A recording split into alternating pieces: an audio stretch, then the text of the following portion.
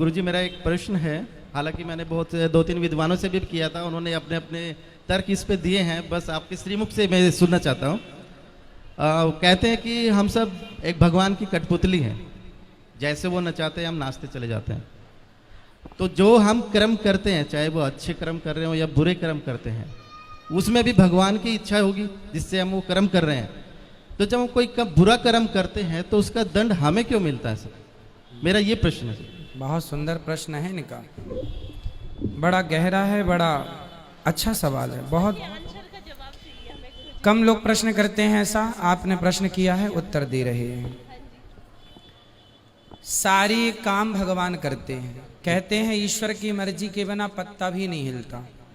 तो जब सब भगवान करते हैं तो फिर पापी व्यक्ति क्यों है? बिल्कुल बिल्कुल, है ना। हमने चोरी की तो फिर हमने वो भी ईश्वर की मर्जी से की, क्योंकि सब ईश्वर की मर्जी से हो रहा है। ये सवाल है आपका। जी जी बिल्कुल। अब उत्तर के लिए आपसे ही मैं प्रश्न करूंगा। जी बिल्कुल। आपकी एक गाड़ी है, माना कि एक कार आपकी है और आप मालिक हैं, कार के मालिक। आपने एक ड्राइवर लगा रखा है जी। आपने ड्राइवर से कहा कि गाड़ी लेके स्टेशन चले जाओ, गाड़ी लेके एयरपोर्ट चले जाओ, गाड़ी लेके मार्केट चले जाओ। तो आप जो कहते हैं आपका ड्राइवर वहीं ले जाएगा गाड़ी। जी। गाड़ी आपकी मर्जी से चलती है, चलाता तो ड्राइवर है पर मर्जी आपकी है। सही है जी बिल्कुल। आपने गाड़ी एयरपोर्ट के लिए रवाना की, जा बेटा मेरे गेस्ट आ रहे हैं, जाओ एयरपोर्ट से लेके आओ। ड्राइवर गाड़ी लेके चला, आपकी मर्जी से जा रहा है। जी जी। पर रास्ते में वो गाड़ी को किसी डिवाइडर से ठोक देता है, तो गाड़ी का एक्सीडेंट हो गया, गाड़ी का नुकसान हो गया, गाड़ी क्षतिग्रस्त हो गई। तो क्या ये आपकी मर्जी थी? जी नहीं। आपकी मर्जी थी कि गाड़ी एयरपोर्ट जाए, पर गाड़ी का एक्सीडेंट हो गया, गाड़ी गड्ढे में गिर गई।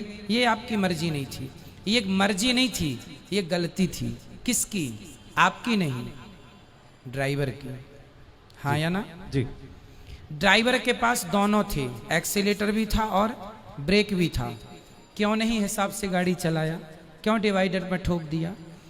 आपकी गाड़ी आपकी मर्जी से चलती है, पर जब उसका नुकसान होता है तो वो आपकी मर्जी नहीं होती है ना, वो लापरवाही होती है।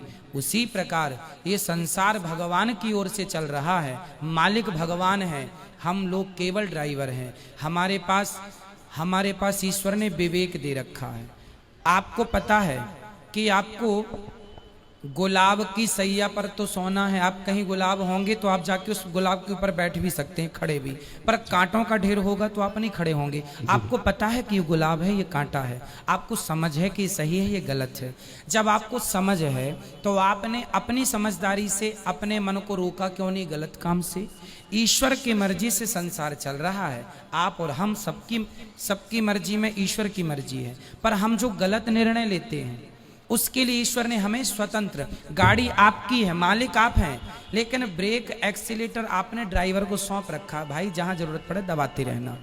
उसी प्रकार ईश्वर ने भी हमें बुद्धि देके स्वतंत्र कर दिया है कि जहां जरूरत पड़े वहां अपने हित में अहित में सोच लेना।